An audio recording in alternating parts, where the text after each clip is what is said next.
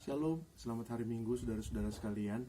Senang sekali bisa bertemu kembali walaupun kita hanya bertemu lewat video, tetapi kita mau yakin dan percaya bahwa Tuhan pasti akan memberkati orang-orang yang rindu untuk datang kepada Tuhan dan mendengarkan kebenaran firman Tuhan.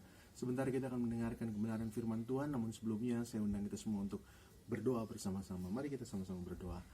Bapa dalam sorga, kami mengucap syukur pada pagi hari ini buat segala penyertaan Tuhan dalam kehidupan kami, buat semua yang sudah Tuhan berikan, berkat-berkat yang sudah Tuhan berikan dalam kehidupan kami. Dan pada pagi hari ini Tuhan, kami kembali mau mendengarkan kebenaran firman-Mu. Mari Tuhan tolong pada kami supaya kebenaran firman-Mu dapat bertumbuh di dalam tanah hati kami yang baik, berbuah-buah untuk kemuliaan nama Tuhan. Di tengah situasi yang tidak menentu ini, kami yakin dan percaya firman-Mu dapat menjadi suluh bagi jalan kami. Jalan kami tetap ada di dalam kebenaran firman Tuhan, sehingga Tuhan dapat selalu memberkati dan melindungi kepada kami semua. Kami sambut kebenaran firman Tuhan di dalam nama Tuhan Yesus Kristus. Kami sudah berdoa dan mengucap syukur. Haleluya. Amin. Puji Tuhan saudara-saudara. Pada pagi hari ini kita akan mendengarkan kebenaran firman Tuhan yang diambil dari 1 Samuel pasalnya yang ke-17, ayat yang ke-24 sampai 27. 1 Samuel pasal 17 ayat 24 sampai 27. Saya akan bacakan buat kita semua. 1 Samuel 17 ayat 24 sampai 27, demikian firman Tuhan. Ketika semua orang Israel melihat orang itu, larilah mereka daripadanya dengan sangat ketakutan. Berkatalah orang-orang Israel itu, "Sudahkah kamu lihat orang yang maju itu? Sesungguhnya ia maju untuk mencemoohkan orang Israel. Orang yang mengalahkan dia akan dianugerahi raja kekayaan yang besar. Raja akan memberikan anaknya yang perempuan kepadanya dan kaum keluarganya akan dibebaskannya dari pajak di Israel."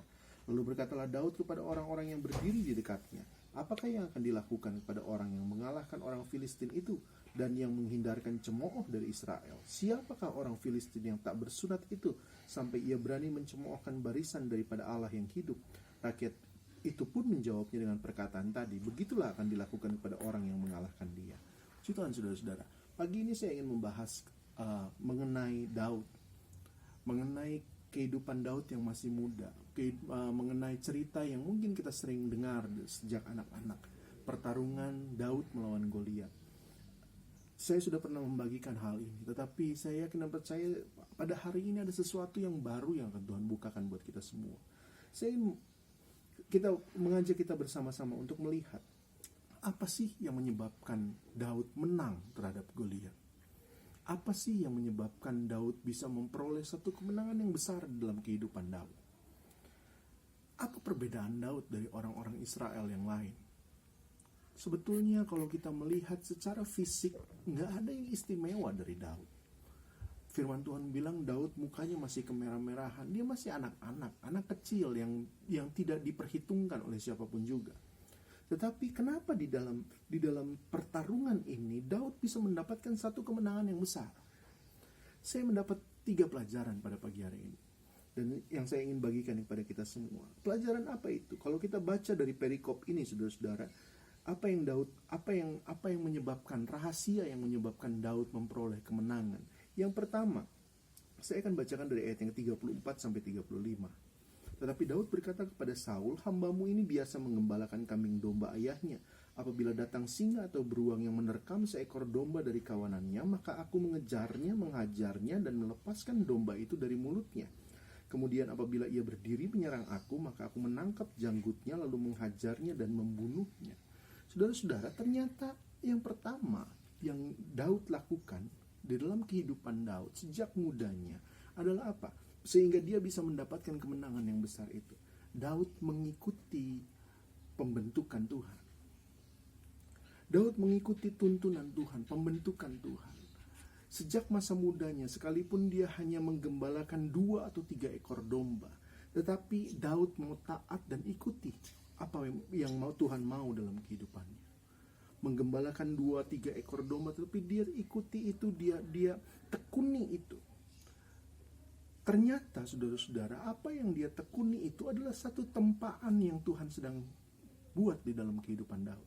Satu didikan yang Tuhan buat di dalam kehidupan Daud untuk mempersiapkan Daud menghadapi Goliat.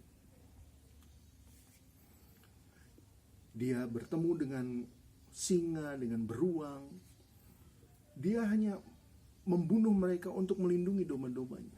Tetapi secara tidak sadar, Daud sedang dididik Tuhan, dibawa Tuhan ke dalam satu tempaan yang membuat Daud kuat, yang membuat Daud bisa menghadapi pertempuran yang sesungguhnya. Pada waktu Daud menghadapi Goliat ada kekuatan. Kenapa? Dia sudah biasa menghadapi singa dan menghadapi beruang yang mengancam domba-dombanya.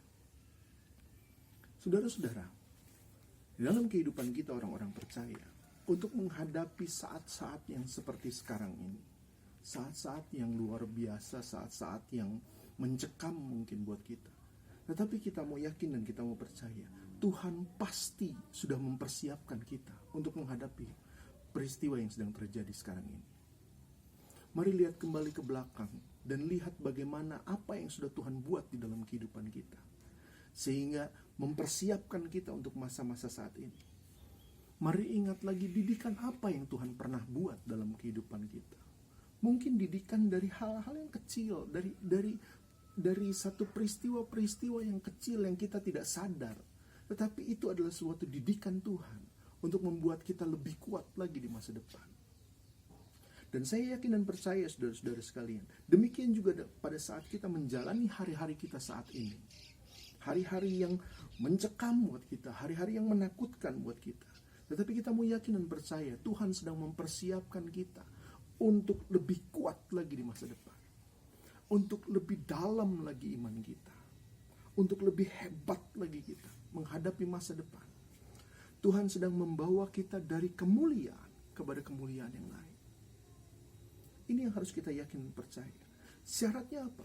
Mengikuti pembentukan Tuhan. Mengikuti tuntunan Tuhan untuk membuat kita semakin kuat dan semakin kuat, semakin kuat. Itu yang pertama. Yang kedua, saudara-saudara, apa yang Daud lakukan? Saya akan bacakan dari ayat 38 sampai 39. 38 sampai 39 saya bacakan buat kita semua. Lalu Saul mengenakan baju perangnya kepada Daud, ditaruhnya ketopong tembaga di kepalanya dan dikenakannya baju zirah kepadanya. Lalu Daud mengikatkan pedangnya di luar baju perangnya, kemudian ia berikhtiar berjalan sebab belum pernah dicobanya. Maka berkatalah Daud kepada Saul, aku tidak dapat berjalan dengan memakai ini sebab belum pernah aku mencobanya. Kemudian ia menanggalkannya. Yang kedua, saudara-saudara, pelajaran yang kita dapat terima dari Daud sehingga dia mendapatkan kemenangan yang besar adalah apa? Daud tidak mengandalkan dunia. Daud tidak mengandalkan manusia. Daud tidak mengandalkan fasilitas perang yang diberikan oleh Saul. Daud tidak mengandalkan ketenaran daripada peralatan-peralatan perang Saul. Waktu Daud dikenakan pakaian perang oleh Saul, dia sadar bahwa itu tidak cocok untuk dia kenakan. Saudara-saudara, padahal logikanya Daud sedang dipercayakan untuk memakai pakaian perang seorang raja. Satu kehormatan besar, saudara-saudara. Satu kehormatan besar yang sedang ditawarkan kepada Daud. Kalau Daud mengenakan pakaian itu waktu dia berjalan melewati bangsa Israel akan melihat, wah, mereka akan terpesona dan mereka akan menghormati Daud. Karena apa? Dia sedang mengenakan pakaian perang seorang raja. Dipercayakan satu kehormatan besar dari raja. Tapi satu hal yang kita mau pelajari dari Daud gak mau terima itu. Seringkali saudara-saudara, kehormatan yang kita dapat dari dunia, fasilitas yang baik menurut dunia, koneksi kuat menurut dunia, itu seringkali menyilaukan mata kita dan membuat kita tidak berjalan sesuai dengan apa maunya Tuhan. Kita pikir waktu kita berjalan lewat satu lembah yang kelam, kita pikir, dengan koneksi yang kita punya, kita bisa melewati itu. Dengan kekuatan, dengan fasilitas yang dunia tawarkan, kita bisa melewati itu. Tetapi kita seringkali lupa bahwa Tuhan sedang membawa kita di dalam jalannya Tuhan. Dan kalau kita menyimpang dari jalannya dan menerima koneksi dari dunia, fasilitas dari dunia, maka kita sedang tidak menghiraukan Tuhan dalam kehidupan kita. Sekali lagi, hari-hari ini adalah hari yang berat buat kita. Tetapi jangan lupakan bahwa Tuhan yang sedang menuntun kita. Tuhan yang sedang membawa kita. Dan kita mau yakin, kita mau percaya, Tuhan sendiri yang akan membawa kita melewati ini semua. Hanya dengan pertolongan Tuhan. Bukan dengan fasilitas dunia, bukan dengan koneksi dunia. Percaya saja bahwa ada satu hal yang sedang Tuhan kerjakan dalam kehidupan kita. Yang hebat, yang luar biasa. Jangan pernah tidak menghiraukan apa yang Tuhan sedang kerjakan dalam hidup kita. Itu yang kedua. Yang terakhir, saudara-saudara, saya ingin mengajak kita untuk belajar yang terpenting. Apa itu? Cara pandangnya Daud. Saya akan bacakan ayat yang 24 sampai 25, saudara-saudara. Dari 1 Samuel pasal yang 17, ayat yang 24 sampai 25. Ketika semua orang Israel melihat orang itu, larilah mereka daripadanya dengan sangat ketakutan. Berkatalah orang-orang Israel itu, sudahkah kamu lihat orang yang maju itu? Sesungguhnya ia maju untuk mencemoohkan orang Israel. Orang yang mengalahkan dia akan dianugerahi raja kekayaan yang besar. Raja akan memberikan anaknya yang perempuan kepadanya, dan kaum keluarganya akan dibebaskan dari pajak di Israel. Ayat yang 26 terakhir. Lalu berkatalah Daud kepada orang-orang yang berdiri di dekatnya, apakah yang akan dilakukan kepada orang yang mengalahkan orang Filistin itu dan yang menghindarkan cemooh dari Israel? Siapakah orang Filistin yang tak bersunat itu sampai ia berani mencemoohkan barisan daripada Allah yang hidup? Yang terakhir, saudara-saudara, yang paling penting dari kehidupan Daud, kenapa dia bisa menang melewati satu peperangan yang besar, adalah cara pandangnya Daud. Bandingkan dengan cara pandang orang-orang Israel. Apa yang mereka lihat? Apa yang menjadi fokus utama mereka? Yang menjadi fokus utama mereka adalah hadiah duniawi. Apa yang menjadi fokus utama orang Israel? Sudahkah kamu lihat orang yang maju itu? Sesungguhnya ia maju untuk mencemoohkan bangsa Israel. Orang yang mengalahkan dia akan dianugerahi raja kekayaan yang besar. Raja akan memberikan anaknya yang perempuan kepadanya, dan kaum keluarganya akan dibebaskan dari pajak di Israel. Sedangkal itu yang orang Israel lihat dari pertempuran yang besar. Apa itu? Hadiah-hadiah material. Hadiah-hadiah berupa fasilitas dunia. Hadiah-hadiah yang enak, nyaman menurut tubuh duniawi ini. Tetapi lihat sudut pandang Daud. Apa yang menjadi sudut pandang Daud? Lalu berkatalah Daud kepada orang-orang yang berdiri dekatnya, apakah yang akan dilakukan kepada orang yang mengalahkan orang Filistin itu dan yang menghindarkan cemooh dari Israel? Siapakah orang Filistin yang tak bersunat itu sampai ia berani mencemoohkan barisan daripada Allah yang hidup? Yang menjadi fokus Daud adalah Allah. Yang menjadi tujuan utama Daud adalah kemuliaan Tuhan. Dan ini bukan cuma satu kali Daud lakukan. Di ayat yang ke-37 saya bacakan buat kita semua. Lalu kata Daud, Tuhan yang telah melepaskan aku dari cakar singa dan dari cakar beruang, dia juga yang akan melepaskan aku dari tangan orang Filistin itu. Ayat yang ke-45 saya bacakan buat kita semua, 45-47. Tetapi Daud berkata kepada orang Filistin itu, engkau mendatangi aku dengan pedang dan tombak dan lembing, tetapi aku mendatangi engkau dengan nama Tuhan semesta alam, Allah segala barisan orang Israel yang kau tantang itu. Pertanyaannya saat ini buat kita semua. Sekali lagi, di saat-saat yang kelam, di saat-saat yang tidak mengenakan, menyenangkan buat kita, apa yang menjadi fokus kita? Apa yang menjadi cara pandang kita? Apakah fokus kita tujukan kepada virus corona ini? Kita jadi takut kemana-mana, kita jadi takut tertular. Saudara-saudara, jaga kesehatan penting. Tapi kalau dilandasi dengan ketakutan yang berlebihan, maka kita jadi yang orang bilang parno. Apakah fokus kita tujukan kepada ekonomi yang sedang menurun ini? Sehingga yang kita pikirkan gimana caranya supaya kita survive cari uang. Kita lihat barang-barang yang lagi langka kita beli. Sekali lagi, berjaga-jaga itu penting. Tetapi kalau itu didasari dengan ketakutan yang berlebihan, maka kita jadi panik. Apakah fokus kita ditujukan kepada keamanan yang sedang goncang? Sehingga kita di rumah takut maling, di luar takut begal, di kemana-mana nanti kita takut segala sesuatu yang berlebihan sebetulnya. Atau kita mau fokuskan diri kita pada apa yang firman Tuhan tawarkan kepada kita pada pagi hari ini. Fokus kepada Yesus. Fokus kepada Allah di balik itu semua.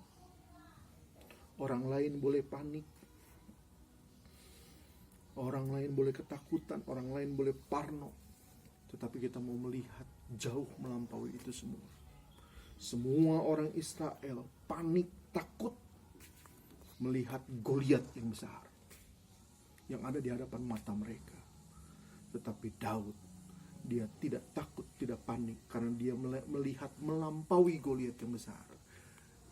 Di balik Goliat yang besar ada Allah yang perkasa, pencipta langit dan bumi, yang ada dan yang akan membela Daud.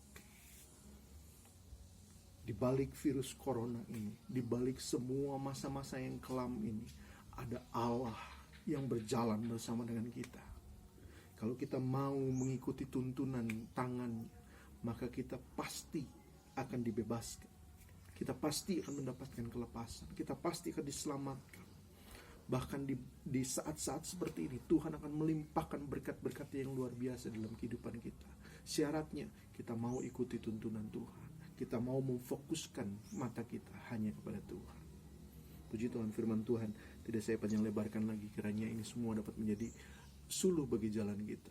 Kita dapat terus berjalan di dalam jalan-jalannya Tuhan. Mari kita kembali sama-sama berdoa.